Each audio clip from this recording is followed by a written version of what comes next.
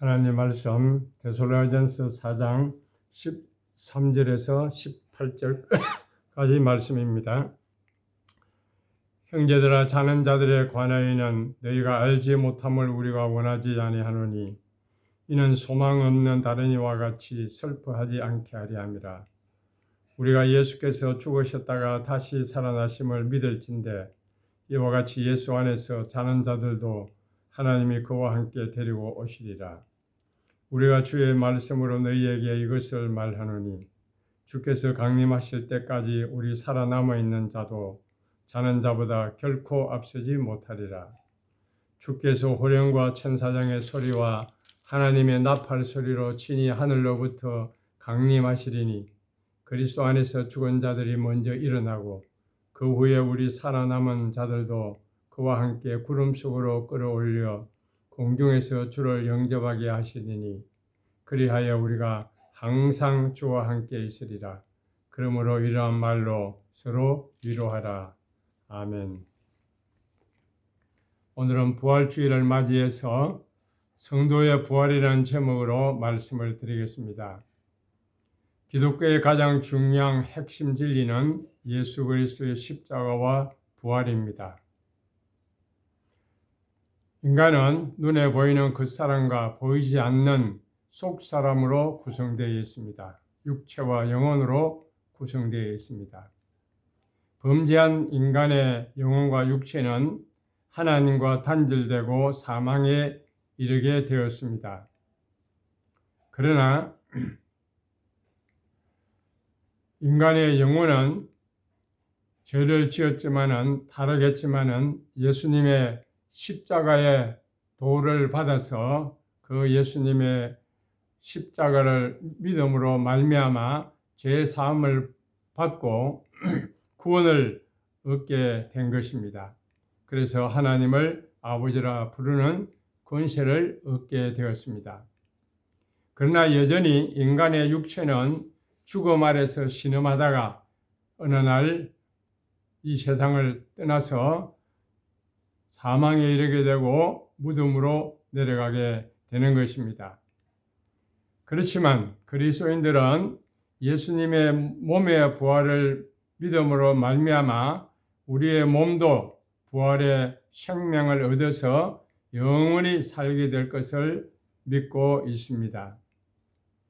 그런데 오늘 우리 그리스도인들은 예수님을 믿고 영혼의 구원을 받았지만은 아직 이 세상에서는 탄식하며 살고 있습니다. 그것은 우리 몸의 구원을 대망하며 살고 있기 때문입니다. 그리스도의 몸의 구속은 예수님의 재림으로 말미암아 성취될 우주적인 큰 사건입니다. 그래서 사도 바울은 몸의 구속, 즉 부활의 몸을 대망하면서 고백했습니다. 로마서 8장 22절과 23절 말씀입니다. 피조물이 다 이제까지 함께 탄식하며 함께 고통을 겪고 있는 것은 우리가 아느니라. 그뿐 아니라 또한 우리 곧 성령의 처음 익은 열매를 받은 우리까지도 속으로 탄식하며 양자될 것, 곧 우리 몸의 성령을 기다리느니라. 그렇게 말씀하고 있습니다. 그래서 오늘 우리 성도는 영혼의 구원을 받았지만 아직 몸의 구원, 완전한 영육의 구원을 받지를 못한 상태에 있는 것입니다. 그래서 오늘 예수님의 이 부활은 오늘 우리 성도들의 몸의 부활, 영원한 소망을 우리에게 보장해 주고 있습니다. 오늘 본문 14절에 보니까 우리가 예수께서 죽으셨다가 다시 사심을 믿을진대 이와 같이 예수 안에 있는 자들도 하나님이 그와 함께 데리고 오시리니 이렇게 말씀하고 있습니다. 우리가 예수께서 죽으셨다가 다시 사심을 믿을진대 오늘 우리 그리스도인의 신앙의 핵심은 예수님의 십자가의 죽으심과 부활에 관한 신앙입니다. 특히 예수님의 부활을 믿는 것은 우리 신앙의 기본인데 예수님의 이 부활은 성도들의 부활의 보정이 되기 때문에 아주 중요한 것입니다. 로마서 15장 20절에 그러나 이제 그리스도께서 죽은 자 가운데서 다시 살아 잠자는 자들의 첫 열매가 되셨도다 라고 말씀하고 있습니다. 예수님의 부활은 잠자는 성도들의 부활의 첫 열매가 되었다는 것입니다. 만약에 예수님의 부활이 예수님 혼자만의 부활로 끝나버린다고 하면 우리에게는 아무런 소망도 없고 의미도 없는 예수님의 부활이 되고 말았을 것입니다. 그러나 예수님의 부활은 자기 자신만의 부활이 아니라 오늘 우리들을 위한 부활이라는 점에 우리의 믿음과 소망이 있는 것입니다. 그래서 예수님의 부활을 부활의 첫 열매라고 그렇게 말씀하고 있습니다. 우리가 과일나무에서 첫 열매가 맺리면은 그 나무에서 다음 열매도 그와 같은 동일한 열매가 맺힐 것을 우리가 잘 알고 있습니다. 그러므로 예수님께서 처음 부활하신 그 사실은 예수님의 부활하신 그 모습 그대로 다음에 우리 성도들의 부활도 그와 동일하게 이루어질 것을 말씀하고 있는 것입니다. 그래서 예수님의 부활은 우리 부활의 첫 열매가 되는 것입니다. 성경은 이 부활의 순서에 대해서 부활의 종류에 대해서 말하고 있습니다. 예수님의 부활이 첫째 부활이고 그 다음 성도들의 부활이 이루어진다고 말하는 것입니다. 그래서 성경은 부활 사건을 모두 4차례에 걸쳐서 일어나는 것으로 말합니다. 첫 번째는 예수님의 부활, 두 번째는 무덤에 있는 성도들의 부활, 세 번째는 예수님 재림하실 그때에 살아있는 성도들의 변화, 네 번째는 불신자들의 부활, 이렇게 4차례에 걸쳐서 부활이 일어난다는 것을 말을 해주고 있습니다. 이 부활은 모두 시간적인 차이가 있죠. 예수님의 부활은 2000년 전에 벌써 일어났습니다.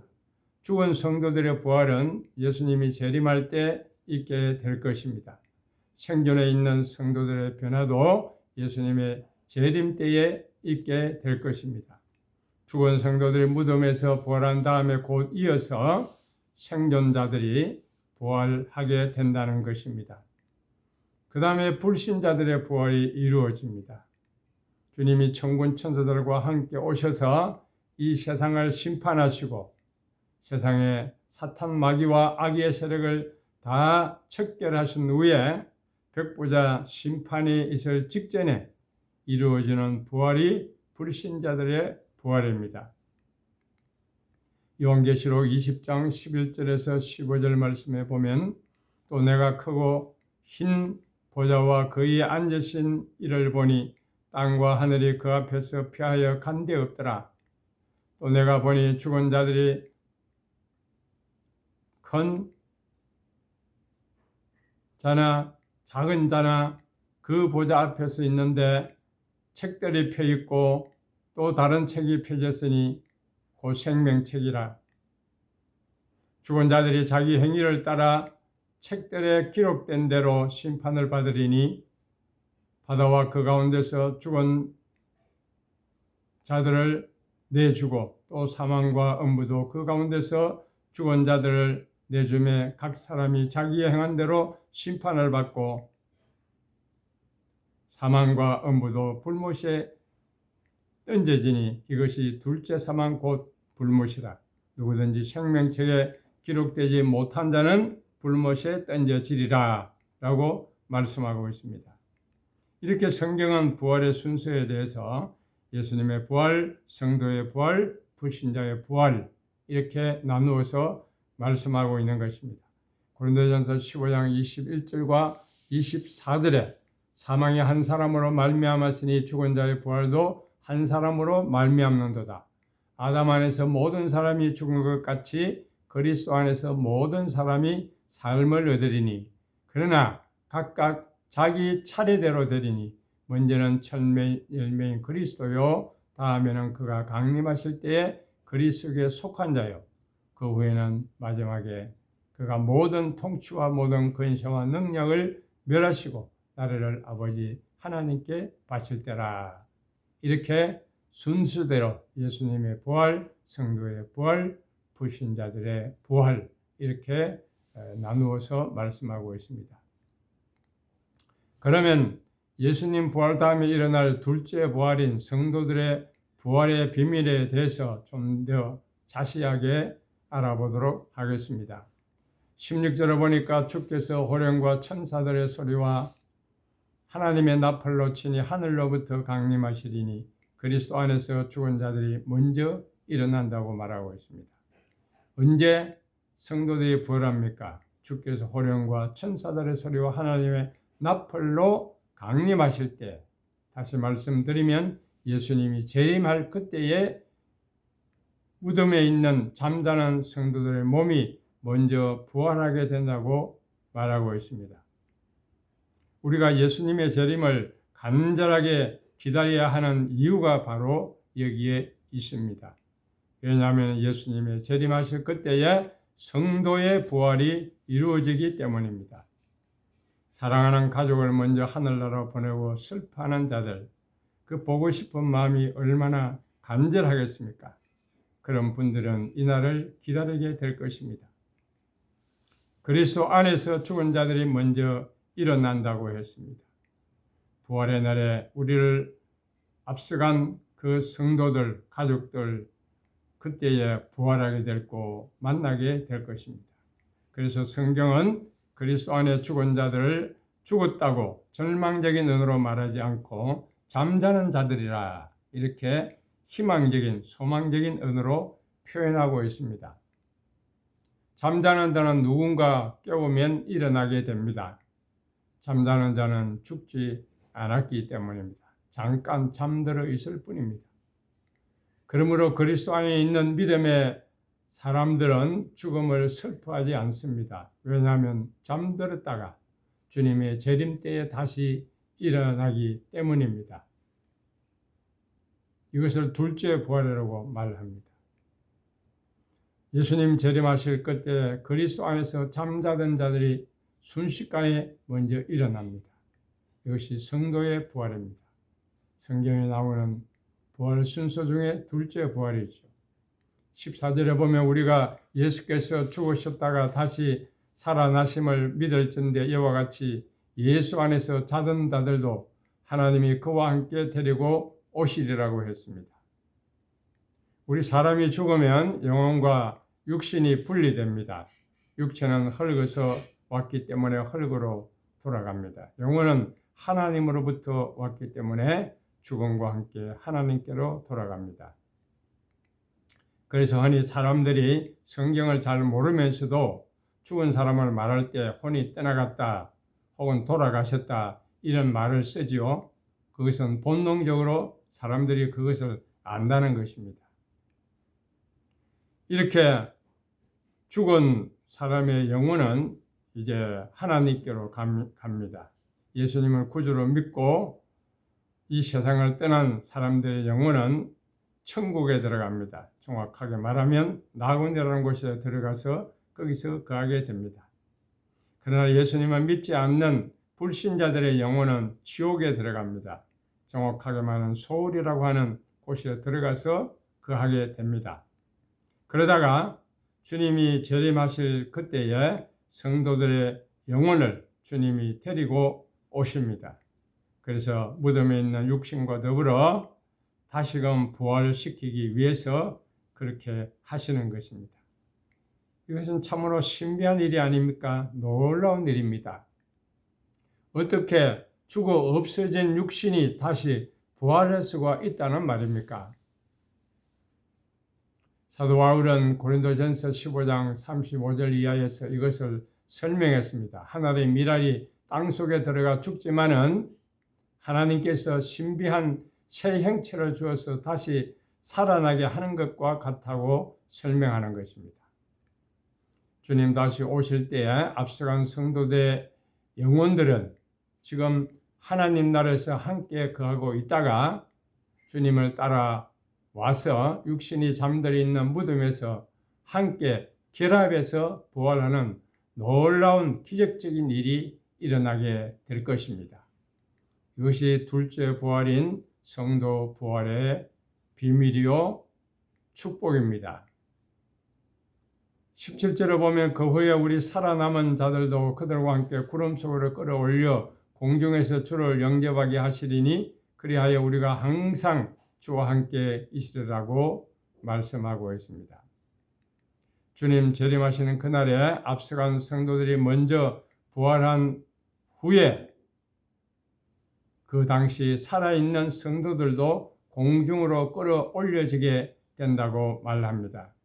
이것을 신학적인 용어로는 휴거라고 말하고 성경적인 용어로는 공중으로 들림받는다 그렇게 말하고 있는 것입니다. 예수님 오실 때 지상에 있던 성도들은 갑자기 혼련히 변화를 받습니다.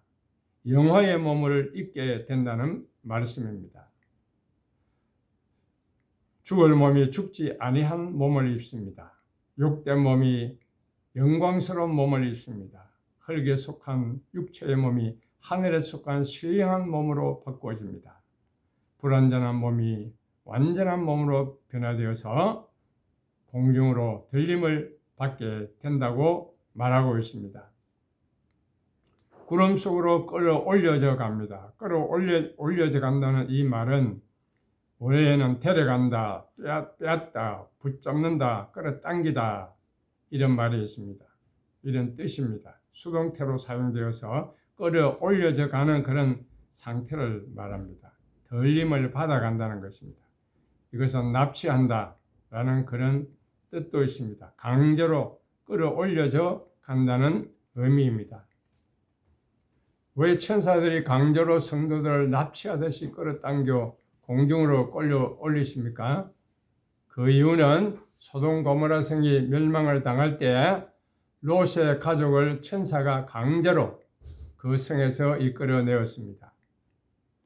소돔 고모라 성이 멸망받는 중에 그 가운데서도 세상에 모아놓은 재산, 재물, 거기에 미련을 못 버리고 자꾸 뒤로 돌아보면서 도망가기를 싫어하는 그 롯의 가족들에게 행했던 천사들의 관건적인 행동이었습니다.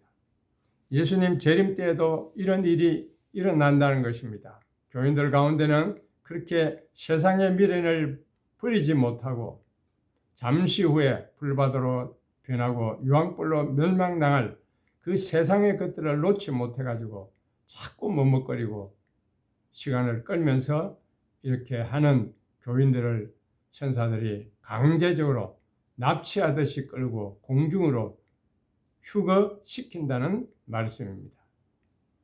이렇게 강제적으로 끌고 가는 것은 억압이 아니고 강압이 아니고 예수님의 사랑인 것을 우리는 알아야 합니다.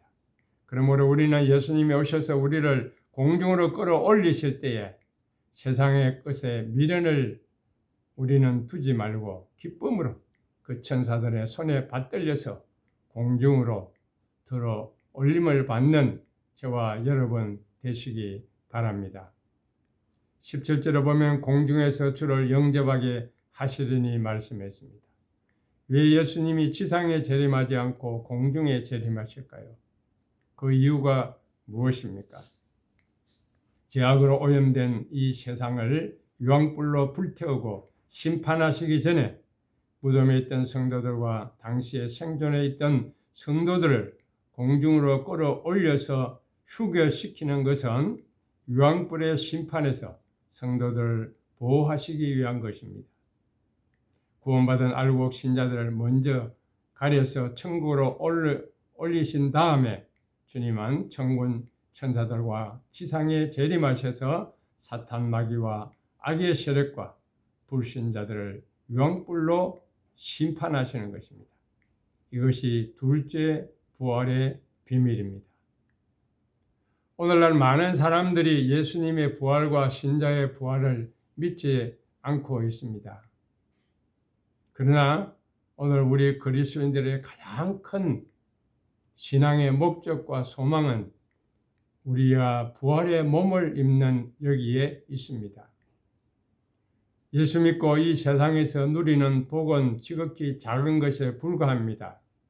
오늘 그리스도인의 궁극적인 축복은 장차 부활에 참여하는 것입니다. 이 소망이 있기 때문에 우리는 이 세상에서 당하는 고난과 핍박과 억울함도 기쁨으로 감수하면서 세상을 이기는 믿음의 삶을 살 수 있는 것이 아니겠습니까? 그러면 어떻게 우리는 이 둘째 부활에 참여하게 됩니까? 우리가 이 세상에 살다가 육신의 몸을 벗을 때에 육은 흙이 되어 썩지만은 영혼은 주님의 품 안에 들어가게 됩니다. 그래서 거기서 주님의 재림을 기다리게 됩니다. 이런 중간 상태에 있다가 주님이 재림하게 되면 우리 몸이 다시 이제는 영혼과 함께 결합해서 부활해서 주님 앞에 서게 되는 것입니다. 그래서 주님과 함께 교제하며 영원히 살게 되는 것입니다. 몸이 부활해서 하늘나라에서 주님과 함께 영원히 살게 되는 이것이 우리 성도의 궁극적인 소망인 것입니다. 이와 같이 둘째 부활에 참여하여 영생을 누리기 위해서 우리는 이 땅에 사는 동안 주님의 말씀에 순종하며 살아가야 할 것입니다. 주님의 재림을 바라보면서 영생의 세계를 사모하며 살아가게 될 때에 이 땅에서도 하나님은 우리 성도들에게 성령의 위로와 은혜를 체험하는 삶을 살게 해 주실 것입니다. 부활의 믿음과 확신과 소망 가운데서 그날을 기다리며 살아가는 저와 여러분 되시기 바랍니다. 주님 감사합니다. 우리를 부활시키기 위해서 주님이 십자가에서 고난을 당하시고 죽으시고 장사 지낸 바 되었다가 3일 만에 다시 살아나셨습니다. 그 영광된 부활을 이루어 주셨습니다. 그 부활은 헛되지 아니하고 오늘 우리들에게 그 부활의 소망을 가져다 주고 확신을 가져다 주고 믿음을 가져다 주게 된 것을 진심으로 감사합니다.